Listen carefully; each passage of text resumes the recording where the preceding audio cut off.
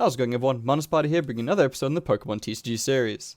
And today we're going to be taking a look at the April top 10 theme decks from Pokemon Online. Now, this is something I do quite regularly, but I took a very different approach to it this month. My previous videos were very subjective. I basically took the videos that I thought were performing well, and the videos that my subscribers said were doing quite well, and I ranked them from there. This month, I decided to try and be purely objective. So what I did for this month was I looked for, I think it was about 13 top performing decks. So the theme decks that had the highest win-loss ratios in my collection.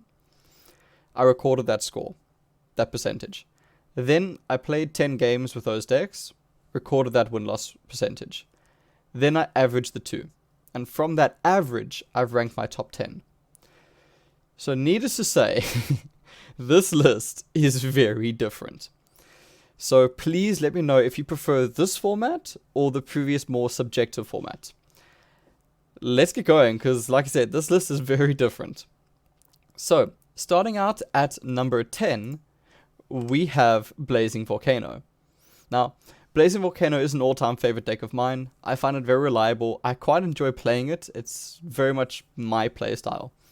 It's a great deck because a lot of draw fixing. You're able to determine what cards you draw as you're regularly able to basically fix your top draws. Put a card on top of your deck or put the top 3 cards in whatever order you want. So it's incredibly useful in that sense. This deck has a very aggressive playstyle. It's not uncommon to be hitting for 130 damage on the second turn, if you play it properly and if your opponent doesn't respect your deck. As I said, 130 damage on the second turn is a very high damage output. Entei can put out 200 damage if you're lucky, and 160 if you've got a good setup. So, it hits pretty hard. It hits very hard, and it's got pretty good energy acceleration because of Blaziken, allowing you to put energies from your discard pile back onto your bench, as well as Shuckle being able to do things, be able to take energies from your deck and put it onto your bench. So the energy for this deck is pretty well sorted. One big disadvantage with this deck is that you need to outdraw your opponent. For Houndoom to get off, which is one of your most reliable attackers, you need to have more cards in your hand than your opponent. So you need to be very aware of this and you need to be counting your cards. Because this kind of relies on you controlling the pace of the game, you need to be aggressive, you need to control the game, you need to determine what is happening. So you need to know how to play the deck quite well. As I said, this deck does rely quite a lot on combos. You need to be getting your bench support going. You need to be getting Shock going for energy acceleration. So there's a lot of parts to this deck. If those parts don't come together, the deck falls apart. But when they do, the deck performs very well. Overall, the average for this deck, I got about a 44.3% win rate with it. My all-time win rate was fairly decent, 58.6%, but generally I like a deck to be performing around 60%. Because you want to be having more wins than losses, obviously. And about a 60-40 win-loss ratio is decent. If you're competing at a decent rank, that is a good win-loss ratio. I was on quite a bad losing streak though recently with this deck, and I only managed to get a 30% win-loss ratio. So the performance unfortunately did go down because of that. So, moving on to number 9, we've got the new Charizard deck, which is quite a significant drop for this deck from the last month. This deck does hit quite hard, it's got good swap mechanics, it's got great supporters to back it up. You're able to get card advantage, so more cards in your hand quite easily, and it is a pretty reliable deck. It's easy enough to get your combos off. This deck has super high energy costs, and it's one of the main reasons that this deck is quite low down. It just requires so much energy to go online. It's just so difficult, and on top of that, you need your evolutions. You need to get Charizard out, you need to get Double out, and if you don't, it's kind of meh. Because of that, it can play quite slowly. Slow decks are not good in the meta. The recent theme decks tend to play quite quickly, and if you're lagging behind, you're just going to get rolled over. Overall, the average win rate was 49.3%, so almost there, almost to a decent, at least break-even point. My all-time score, I've been playing with this deck quite a lot recently, and I've just been losing so often to it. Unseen Depth just trashes this deck, and I've just been getting rolled over recently. Ironically, my last 10 games were actually fairly decent with a 60% win rate, which is where I wanted to be. But the last couple of weeks or so, I've just been rolled over and steamrolled playing this deck. So, unfortunately, it did go down a bit, which is quite sad. Moving over to a bit of a surprising spot, in spot 8 was the Dreadnought deck. Now, this is a deck I do actually quite enjoy playing. Being a water deck, it's got very good typing. And it's got really good HP pools. The Pokemon are relatively tanky that you got in this deck. So you're generally able to take a hit. And the fact that Dreadnought has 140 HP, it's able to take a hit from most heavy hitting Pokemon out there. This deck is able to disrupt your opponent's energy, which is interesting because it's not something you see very often in the theme decks. By that I mean that you're able to bounce energies back to your opponent's hand, which puts you ahead. Now obviously, if you're knocking a Pokemon out, you don't want to be doing this. But if you swap this into like a Rillaboom, who's got 3 energies on them, and you drop them down to 1, it becomes useless. So in that sense, it can be very useful, but you've got to be careful using it, because you don't want to return energies that would go to the discard pile back to your opponent's hands. And it's got Nessa, which is great retrieval, because you're able to take basically 6 cards from your discard pile, and put them back in your hand. Fantastic card for a water type deck. That being said, the deck can be a little bit slow. This deck needs energy acceleration. Like, if there was a way to put energies from your hand onto your Pokemon, this deck would probably be a tier 1 deck. It is a little bit too slow to be fantastic. It's got a pretty high energy requirements. A lot of the Pokemon do require high energy counts, so that does make it a little bit difficult. And with this deck, if you're not aggressive and you fall behind, it's a little bit difficult to come back. Because you kind of want to be disrupting your opponent. If your opponent's able to establish first and you don't get that out, you don't get that like turn 3, turn 4 Inteleon, it can be very difficult. Overall, the average was 51.7%, so I'm winning more than I'm losing, which is good. The all-time was actually 53.4%, so all-time, again, I'm winning more than I'm losing, so it's not a terrible deck. And the recent, 50%. So this is very much, I feel like it's very much like a meh deck. It performs. It doesn't perform well. It doesn't perform poorly, sorry. It just performs. So, it's an alright deck. If you like water type decks and like the Pokemon in it, go for it. It's not a bad deck by any stretch. Moving on to number 7. Soaring Storm. To say this is a crater of a fall for this deck is an understatement, because this has been topping my deck lists, my top 10s for quite a while. So this is a bit of an interesting one for me, when I was actually looking at the numbers. This deck has great draw. You're able to easily get card advantage. You're able to play super aggressive because of Tornadus and Thundurus. It's got great energy recycling because of Lantern and Fisherman. You can bench snipe with Tornadus. And just, it has a lot of MVP Pokemon. I mean, Dragonite is one of the best supporting Pokemon, and one of the best heavy hitting Pokemon in the format. In the theme format, of course. So this deck performs super well. That being said, it is really it is reliant on draw support. You need to get those draws going. If you don't start out with like an early Grimer or an early Pidgeotto, it can be a little bit difficult. This deck does have high energy requirements. Now, as I said, there's ways to get those energies down. But like, if your Dragonites are prized, it is very difficult to win with this deck. Overall, the average win rate of 52%. This deck performs very well. Well, not very well, but it performs well. All time is 54%. So as I said, I'm winning more than I'm losing, and it's getting near to that 60% mark. So overall, I still highly recommend this deck. It is super fun to play, and it is pretty reliable. You're probably going to be picking up quite a few games with it, and this is still one of those decks I would suggest to anyone new to playing Theme to pick up. Recently, I got a 50% win-loss with this, so it's alright. It's doing decently well. Moving on to number 6, it's actually Relentless Flame. Relentless Flame's numbers, funny enough, were higher than Soaring Storm. This deck has great fetch in the form of the supporters and Nidoqueen. It has Nidoqueen, which hits like an absolute truck, and it's got Charizard, who can come out of nowhere and hit like a truck. So it's got 2 incredibly heavy hitters.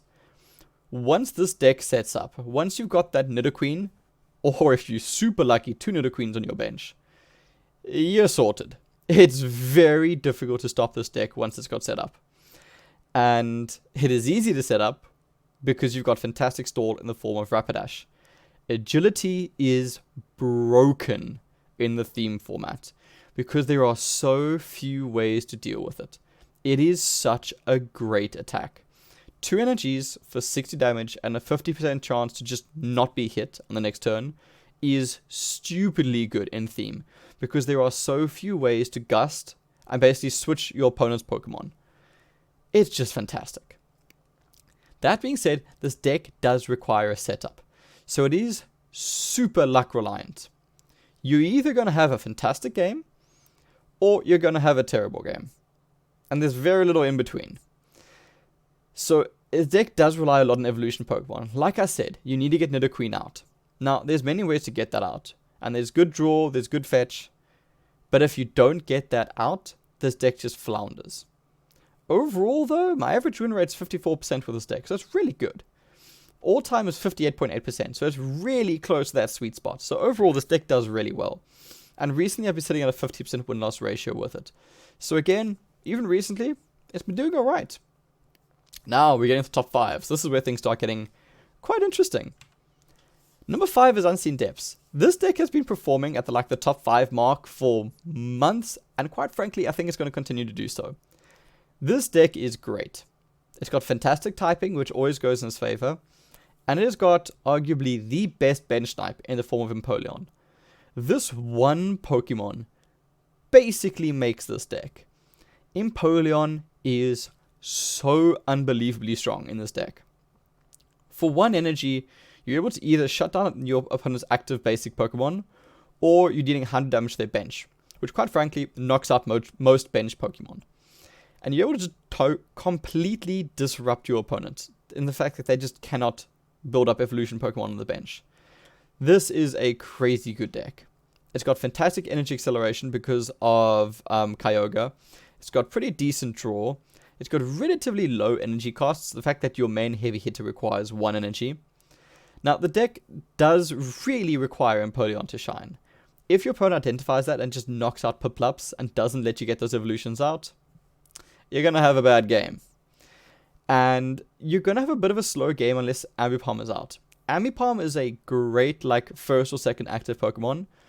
It can quite easily deal 120 damage in the second turn. And if it's not doing that, it's drawing. Do not waste Ambipom. It's actually a really great Pokemon that I sometimes see is quite neglected.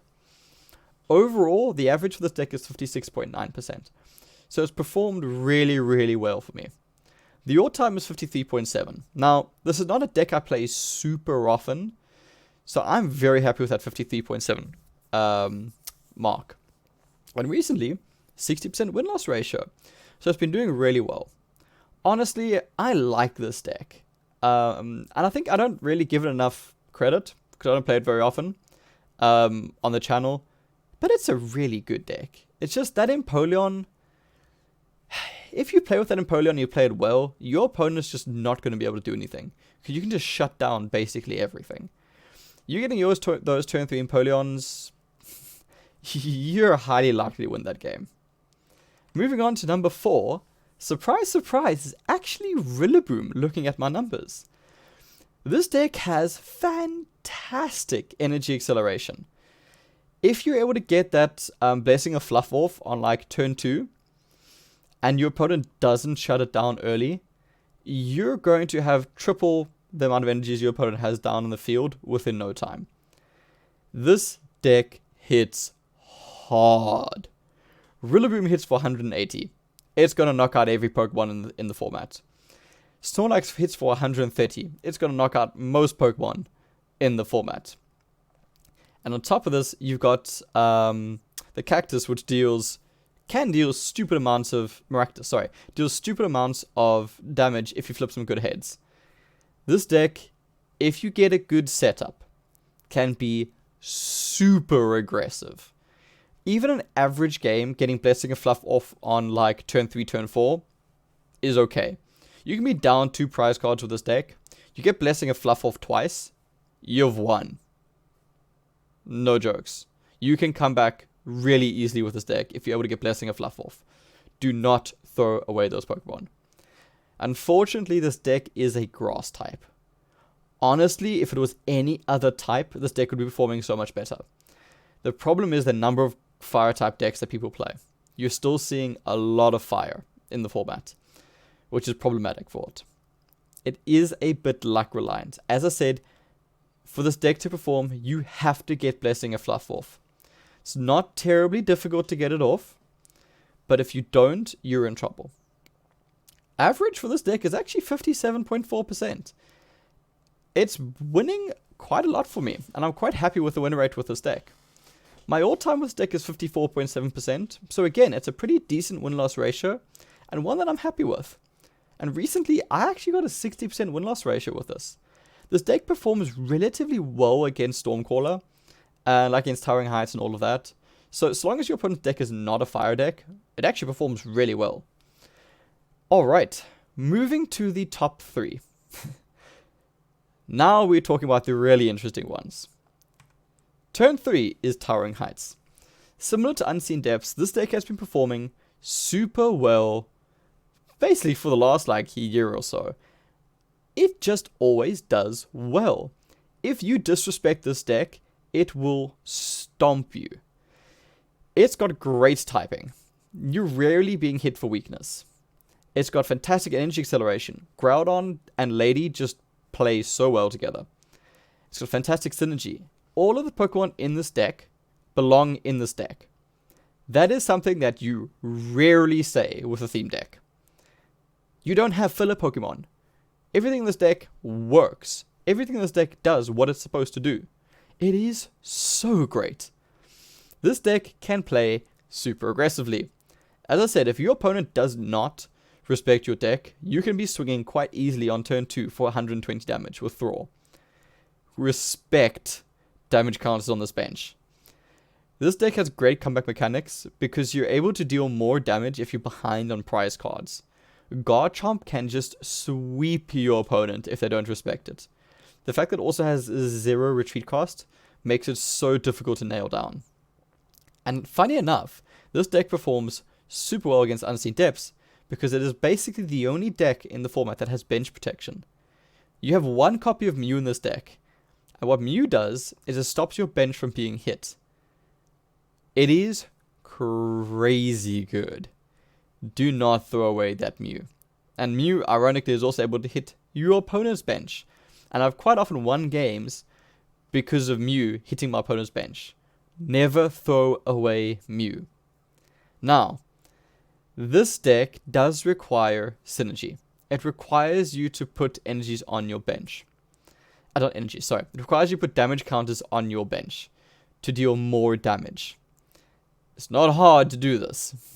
It is really easy to do this, as your own Pokemon can put damage counters on your bench. And you want that. Play to switch.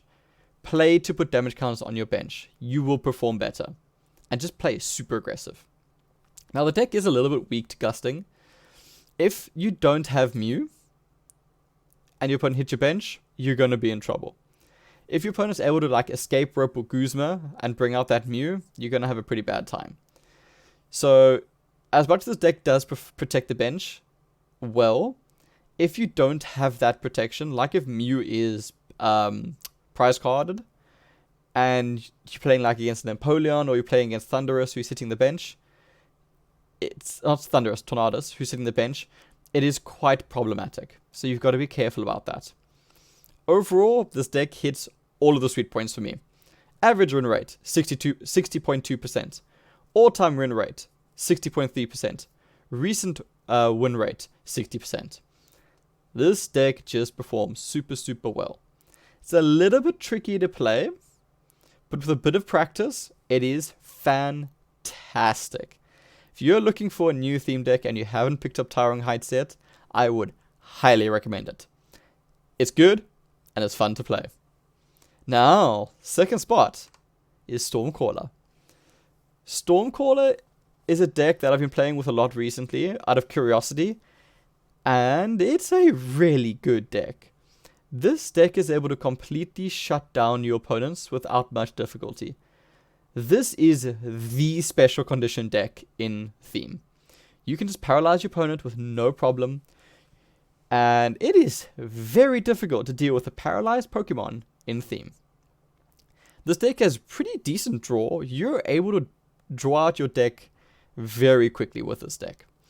You got pretty good bench snipe with Ampharos because you're able to actually hit that bench. Grant's only 50 damage a pop, but that 50 damage racks up very quickly, considering you're going to be paralyzing your opponent's active Pokemon. Generally, this deck has a low energy cost. You're only really needing 2 energies on your Pokemon, most of the time. Now, you are also removing energies from the game with this deck, so you do have to be careful with your energies. And as I said earlier, this deck has the best status effects in theme. You're able to just lock down your opponent really easily. Now, as I said, this deck relies a lot on energies. You really need to be careful with your energy game. You need to be careful where those energies go. This deck does rely on getting Ampharos out, otherwise Raikou does literally nothing. So really, if you're playing this deck, focus on getting Ampharos out. Because of that, this deck tends to play a little bit slower. It plays slow until you get Ampharos out. And once you get Ampharos out, it speeds through your opponent.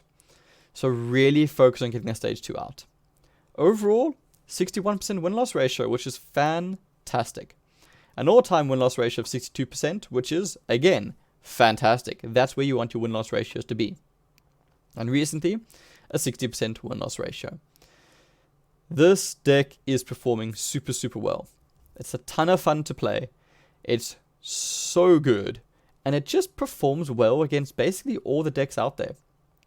Honestly, if you have not picked up Stormcaller, do yourself a favor and pick it up. Now, on to spot 1, which is a bit of a crazy one because there's no Soaring Storm, there's no Relentless Flame, no Towering Heights, no Unseen Depths, and no Stormcaller. So this is a deck that actually took me by surprise, and it's one I haven't looked at in a very long time. So without further ado, let's take a look. The number 1 spot for April 2021 is Cinderace. Yeah, I know, right? I can feel everyone being like, what? This deck, when I was going through the numbers, actually surprised me. I didn't realize how well I was doing with this deck. And funny enough, when I actually tried it again recently, it performed super well. Now, this is a reliable deck. It just works. It is really easy to get this deck out. It's got a super strong turn too. I'm often hitting for either 70 or 80 damage in the second turn. So if you're going first and your opponent, generally, they haven't evolved yet, you're able to very often just knock out their first basic Pokemon on turn 2. So generally, you actually kind of want to go first with this deck, because you want to get that first evolution out and you want to get that second energy down first. This deck loves going first. And it's got pretty decent damage counts all around the board. I mean, Jump is hitting for 80. Granted, the Ninetales only hitting for 70. But the Cinderace is hitting for 160, which is not bad. Overall, this deck just works. And I was really taken by surprise with it. And testing it again, it just worked. Energy acceleration, energy recycling, so you're able to bring back energies from your discard pile. If your opponent's in a spot where they can't really attack you, you can use either Ninetales or Cinderace to bring back energies. And they can charge themselves up. This deck's got energy acceleration in form of Bede. Yeah, surprisingly, this deck is just super well constructed. And it just reliably works for me. The one thing to keep in mind with this deck is that you do often deck out. It draws incredibly well. It also discards your cards, which is another problem. But, that being said, if you keep an eye on your deck, it's not really a problem. As I said, this deck does often discard. Cinderace does discard energies from itself on 50-50 coin flip. And Trumpet discards energies from the top of your deck. So you've got to be a little bit careful on that. And this deck does kind of rely on Cinderace. You're kind of stalling until Cinderace comes out. Once Cinderace comes out, you're sorted. Yeah, and on the right side of the screen, you can see some pretty darn good numbers. Average, 66.6% win-loss ratio. So it's been performing super well for me. An all-time win-loss ratio of 63.3%. For me, it's got my highest all-time win-loss ratio. Trust me, I'm as surprised as you are. I didn't expect this, and I didn't see this coming. And recently I picked this up and actually got a 70% win-loss ratio with it. And like I said, that all-time win-loss ratio is not affected by the recent. So, yeah. I guess if you haven't picked up Cinderace yet, give it a try and let me know what you think. Because I can feel a lot of people typing some angry comments right now. And I am just going to say, try this deck out. Play 10 games with it and tell me how it goes. Because, boy, was I surprised with this. Yeah, let me know how the numbers go for all of you. Because I am genuinely curious. And I was honestly taken by surprise with this one. So please, let me know down in those comments below. What is your win-loss ratio with this deck? Like, genuinely, because I did not expect this. And this deck hasn't even been on my top 10s for quite a while. So this really took me by surprise. So please, in those comments down below, let me know, A, what you think of this format going for more objective-based formatting for the top 10. And B, let me know those win-loss ratios, because quite frankly, I'm quite keen to use those in an upcoming video. So, overall, taking a look at all the different decks. The two lines to really look at here are the blue and the orange. The blue being the average between the other two, and the orange being my all-time. Generally, it's a pretty decent spread, with the exception of Blazing Volcano and Relentless Flame being a bit of an outlier in terms of all-time win-loss ratios. Otherwise, they should be around like spots 4, spots 5, because my all-times with them are actually pretty good. But generally, overall, kind of works. So, yeah, as I said, this was a very different format from what I normally do. I quite like it. It's a bit more objective. It's less finicky, less flaky. And I'd love to get more data on this from all of you. So please, in those comments down below, drop your win-loss ratios with your top 10 theme decks. Look at the numbers. Don't just do what I've done in the past and just look at my favorite decks. Honestly, go through your collection and actually take a look at those win-loss ratios and see how you've done with the different decks. I am so keen to see everyone else's win-loss ratios. So please let me know how your decks have been doing. I really want to know. So, if you did enjoy this video, please do like and subscribe. It helps me so much, and it helps more people see this content. And yeah, expect to see more of this in the future. And let me know if you prefer the more subjective formatting or if you prefer this more objective formatting. As always, thank you so much everyone for watching. I really do appreciate it. I hope these videos help. I really try and put out content that helps newer players and help people make better decisions. And I really want to just make the community a better place. And I really do hope that these videos help out a lot. As always, thank you so much for watching, everyone. Cheers. Enjoy.